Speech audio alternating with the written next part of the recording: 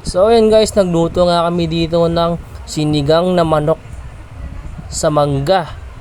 At ito nga sa time nga na yan, ayan, tinanggal na namin ng bulbul yung manok sa batal para itanggalin namin yung dugo dito. Ayan, ito nga palang manok na yan ay binili namin dun sa kamag-anak namin, 250 lang isa. Ayan oh, napakalaki, napakataba. Ayan si tatay. Ayan, kinakatay na, tinatanggal na yung daya sa batal. Ayan, napakataba niyan mga idol. Ayan, kung gusto nyo magluto ng sinigang na manok sa mangga, ito na ang sagot kung paano magluto niyan. Panoorin nyo dito mga idol. Ayan na nga, sinausaw na namin sa mapaling tubig para tanggalin yung bulbol, para pag linuto natin yan at kinatay natin, kinapchap, walang bulbul-bulbul. Ayan, napakadali lang bulbulin yan, no? Ganyan lang ang pagbulbul ng native na manok. Sarap niyan mga idol.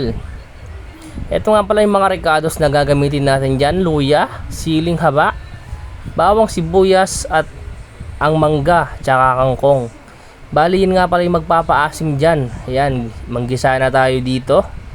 Unahin na natin yun, sabay-sabay na natin dyan: sibuyas, bawang tsaka yung luya. Ayan, dahan-dahan lang natin haluin yan hanggang mga golden brown na. Tapos pwede na natin ilagay yung mangga dyan. Ayan nga, add natin yung mangga. Baling yan nga pala yung magpapaasim sa native na manok natin. Yan, try nyo yan sa bahay nyo. Promise, hindi kayo magsisisi. Napakasarap ng sabaw nyan mga idol, solid. Yan, halu-haluin muna natin dyan para lumambot.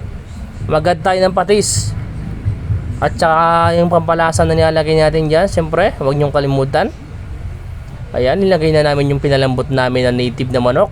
Yan o, tingnan nyo naman kung gaano kalambot yan mga idol. At ito na nga sa time na nga luto na yan mga idol. Fast forward ko na. Ayan, kumain na tayo, tingnan natin to. Ayan o, napakalambot ng manok mga idol.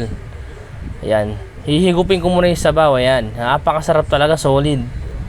Pwede rin yan sa mga pulutan mga idol, pero masarap yan sa ulam. Grabe talaga, napakaraming hinakain ko dyan, sobrang sarap.